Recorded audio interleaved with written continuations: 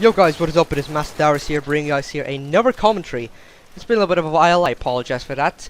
But this month is really important for me, and next month I have my end of year examinations, and those are really important to me.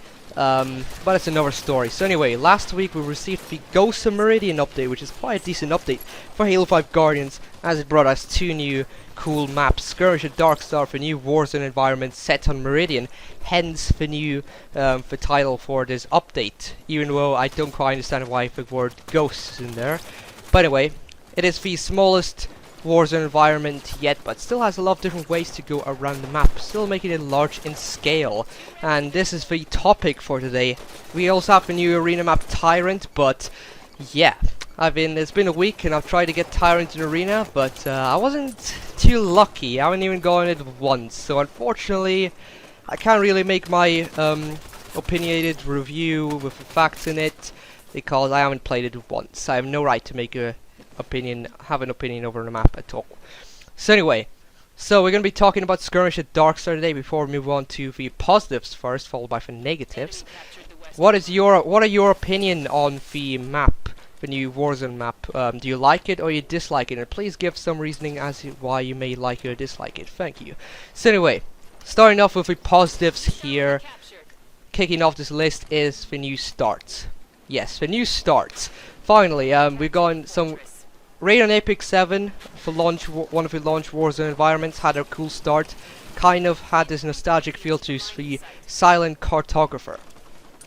The start of this map was also really cool because it's a lot better in my opinion than the generic clearing out the core, and it's a lot more chaotic. Thing for Warzone scene better than ever before, because basically you get dropped off of Pelicans, you have to fight against all these Prometheans in the open terrain of a map, which is really nicely done in my opinion, and then you have to fight your way through to this Promethean scout and fight immediately against the enemy team.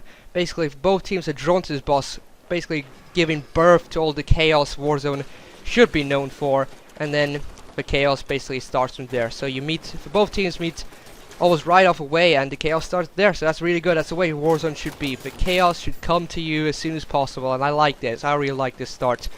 So the next point is the map flow is, in my opinion, really good. There's a lot of different ways to approach the map and to flank your enemies, which are possibly hiding in the armories. It features a lot of bridges in the center of the map, and also these huge open terrains for your vehicles to traverse in, as well as these exterior paths on the outside of a map, which you can use to sneakily get around the map to the armories without getting spotted by these raves or tanks or whatever. And then of course you have these cool new underground caverns with pretty much ice everywhere, and that's pretty cool. I like the aesthetic flow of these caverns, really nice indeed. Next point, I like how they use new interior assets. This is the first Warzone map pretty much in Halo 5 to be claustrophobic. It features both large-scale exterior combat with vehicles, snipers, normal gunfights, but also interior combat, bringing a lot more close-quarter combat into the action of Warzone. In both these new structures, they've created Unity structures, which promote these close-quarter claustrophobic combat, and also the caverns, which is where the bosses can spawn, bringing chaos to a whole new level. So, the map fits. Well, the map offers a larger emphasis on the larger infantry combat and close quarters action, while still allowing vehicles to be extremely deadly and useful. So you can pretty much still, while this map is not as hugely focused on vehicles as Noctis is, you can still be using your Wraiths, Hannibal, Variants, Scorpions, whatever, and still go to town and wrecking people. But you have to be watching your back quite a bit more, having your extra radar boost on.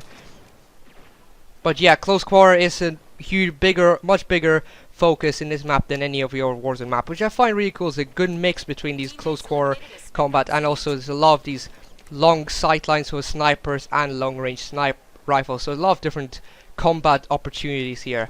The next positive is the activatable panels situated around the armories, I believe.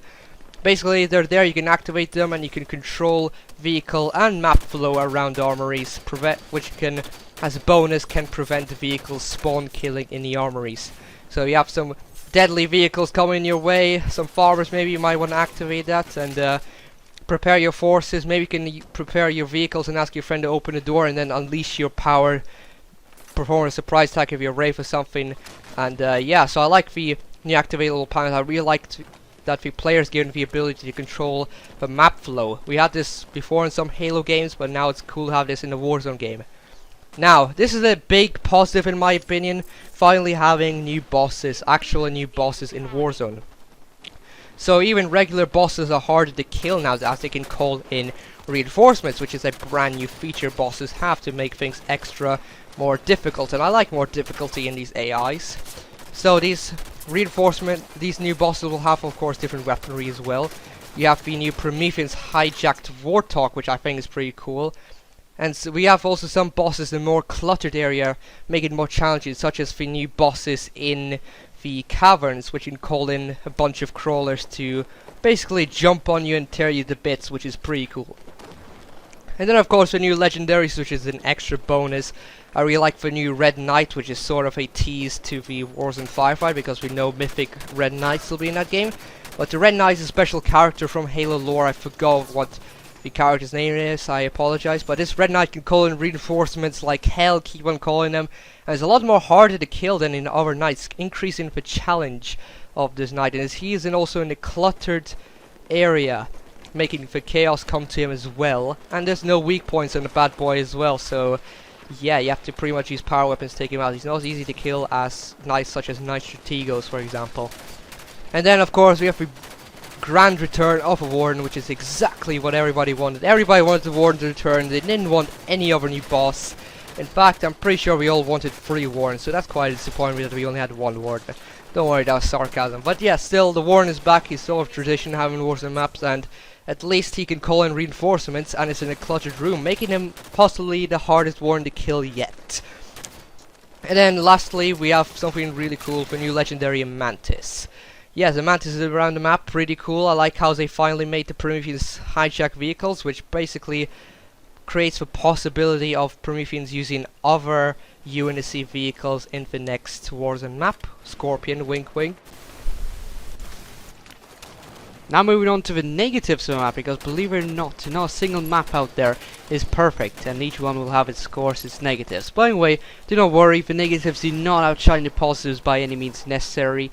Their map is really good, but there are some negatives here that of course needs to be addressed, and there's one sort of big negative I have, which is the only possibly real negative out there, and that is the Fortress reskin used for Skirmish at Darkstar.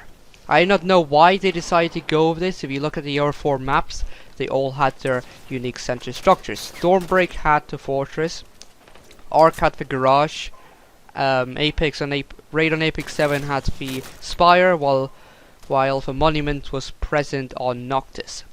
So, however, this one, they did not use a center structure. If you look back, I thought we would have thought by now they would have, by the trend, they would have actually had the new center structure, which is a little bit disappointing because they actually advertised the ship when they promoted the map. And since the ship seemed to be playing quite a big role, I really hope that they would actually have used it as the center structure. But instead, they used it for scenery, which is my main disappointment. I honestly wish they used it for the middle base, for Christ's sake. It would have played so much better and would have actually been unique and really cool than for Fortress. And because we have a Fortress, this leads to my second problem here, which are campers in the Fortress. Now, this is a problem because the Fortress sort of has a lot of cover outside of a structure, and in my opinion, I think they need to remove the structure in an update or a small little tile update. Basically, just remove it, because if you remember March and Stormbreak, there's basically not much cover outside of a Fortress, but there's a lot of cover outside of a Fortress, and people basically head glitch when they get shot. They pussy off, and I don't like it. And when you play against fire teams, they can play really dirty out there, and I think it's mainly the fire teams that exploit it, and also players that are reluctant or lazy to learn the map properly. So instead of going out there creative and aggressively, they kind of sit back and go for kills because it's easier and lazier. That's my prediction. I don't exactly know the exact explanation for this. But anyway, now coming on to the last negative. It's not a big one actually at all. It can be patched pretty easily, and that's Mantis legendary boss. like I said, the Mantis Legend boss is a really cool addition, but I think he needs a buff, because basically this legendary boss has been put in a key area on the map, in a big open terrain, where pretty much anybody has a lock on sight over him. A Scorpion can easily take him out, a laser, and by the way, I think the end game laser can destroy him in about 2 laser shots, which is shows he's quite weak. Basically, the mantis is a woodland mantis, and it has the exact same health as a normal Spartan operated would have.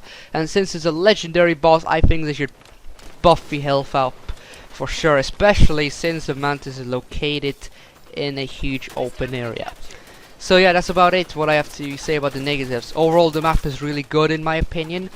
I think it's a really good Warzone map and has potential to be my favorite Warzone map. The only thing that's sort of hindering it from being my favorite Warzone map is because of the camping going on in the fortress. It's happened quite a lot in my games, unfortunately. But aside from that, it's a really good game and map, sorry. And I'll see you guys next time. So type in the comments what you think of the map, and I'll see you soon.